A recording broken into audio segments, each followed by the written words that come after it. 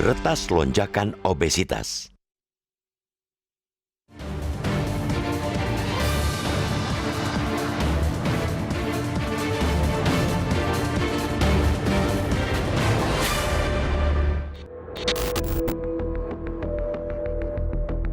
Sistem pelayanan dan infrastruktur kesehatan di Indonesia harus diakui belum berjalan efektif.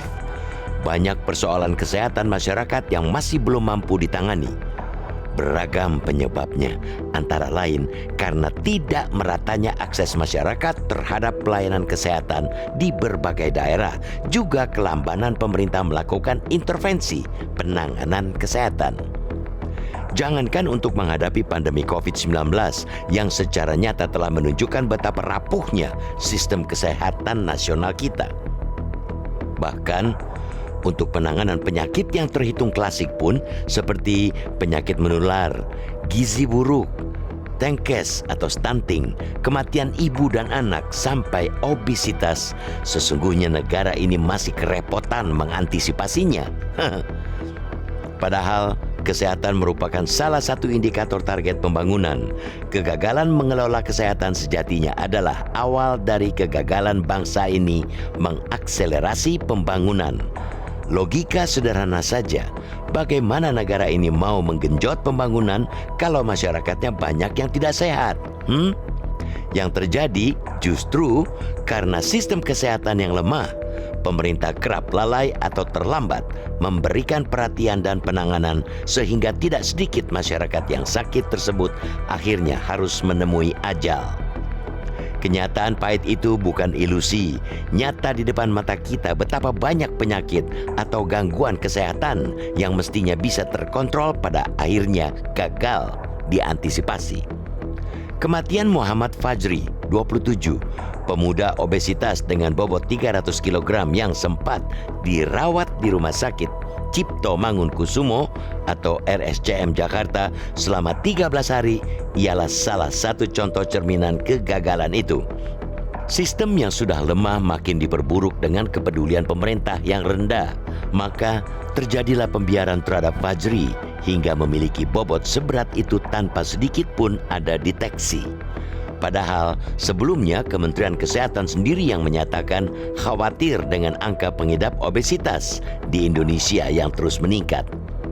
Pada 2022 lalu, Kemenkes menyebut 1 dari 3 orang dewasa Indonesia mengalami obesitas, sedangkan 1 dari 5 anak berusia 5-12 tahun juga mengalaminya.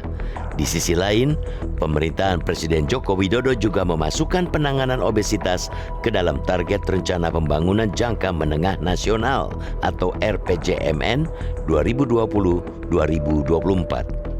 Sasarannya mengurangi penduduk dewasa yang obesitas sampai 21,8%. Artinya, sebenarnya pemerintah tahu ada persoalan besar pada isu obesitas masyarakat ini. Namun sepertinya target sekaligus kekhawatiran itu hanya di atas kertas. Implementasi di lapangannya minim. Intervensi pemerintah untuk mengurangi angka obesitas hampir tidak terlihat. Padahal penanganan obesitas sangat butuh intervensi.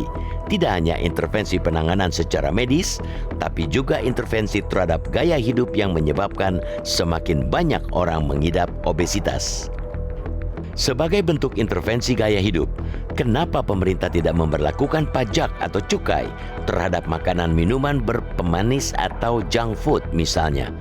Kita tahu produk-produk itu kerap mengandung gula dalam jumlah sangat tinggi dan konsumsinya terus meningkat. Kecenderungannya itu tentu berdampak pada kesehatan, terutama anak dan remaja. Pengenaan cukai semestinya bisa menjadi alat untuk mengurangi konsumsi produk-produk tidak sehat seperti itu. Kalau pemerintah mengenakan cukai tinggi terhadap produk rokok dan tembakau, kenapa makanan atau minuman tersebut tidak mendapatkan perlakuan yang sama, sementara potensi penyakit yang disebabkan sama bahayanya?